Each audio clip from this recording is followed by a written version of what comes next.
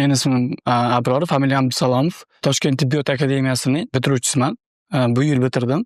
Xudo xolasa, hozirgi kunda xususiy klinikada shifokor yordamchi sifatida ish olib boryapman. Ziyolilar almanaxiga 2022-yilda qatnashganmiz, qabul qilinganmiz.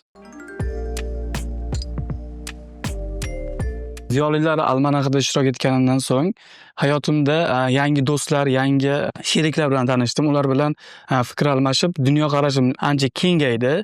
Shu asosida akademiyada ham ko'plab yutuqlarga ega chiqdik.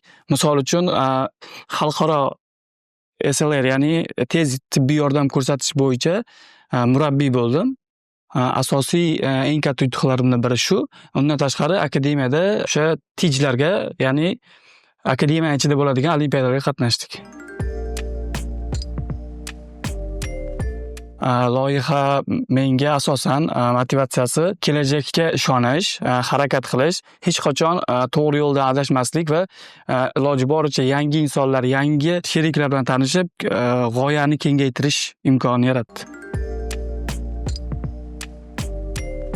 Bu BLS, ya'ni Tomsk universiteti tomonidan xalqaro, ya'ni butun Yevropa davlatlarida o'tiladigan birinchi birlamchi tibbiy yordam ko'rsatish, har qanday insonga o'rgatib, uni misol uchun ko'chada yoki bog'larda o'z hushini yo'qotgan yoki o'sha qandaydir noxush holat bo'lgan vaqtda tez tibbiy yordam mutaxassislar kelgancha birinchi tibbiy yordam ko'rsatish bo'yicha murabbiy sifatida 1 yillik sertifikat beradigan anaqa.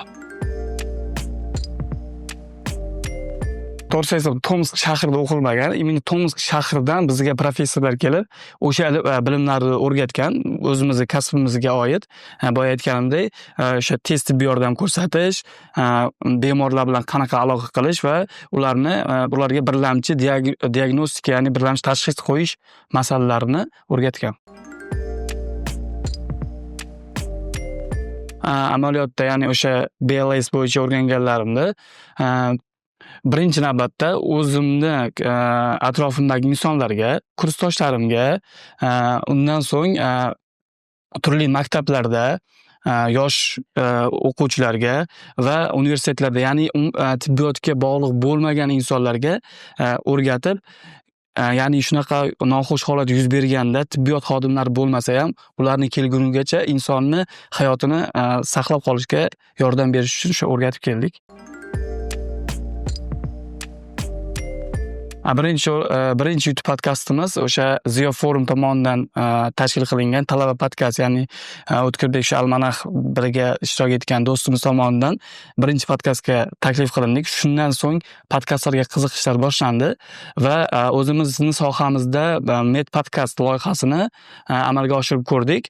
Ya'ni bunda tajribali 30 yillik yoki 40 yillik O'zbekistonda o'z mavqeiga va obro'yiga ega bo'lgan shifokorlar bilan o'zlarining sohalari bo'yicha, ya'ni xalqimizga foydasi tegadigan sohalar bo'yicha gaplashdik. O'zlarining bilimlarini ulashib, xalq uchun foydali ko'rsatmalar berishdilar bizga.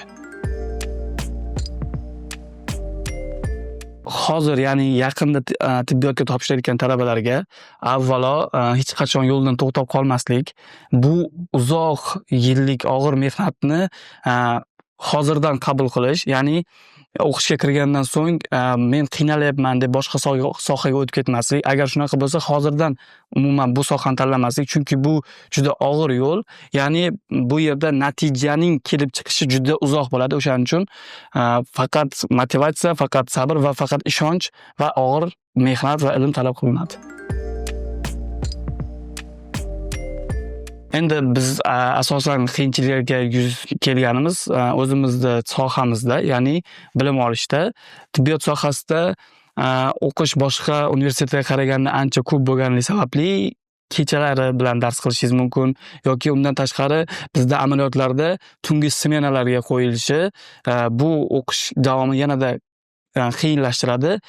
Lekin shunga qaramasdan bu qiyinchiliklarni yengishim sababi albatta ota-onamning ishonchi, o'zimga qo'ygan oliy maqsaddagi harakatlar va hayotda o'z yo'limizni yo'qotib qo'ymaslik uchun shu yo'lda davom etdik va shu qiyinchiliklarni hali ham yengib kelmoqdamiz.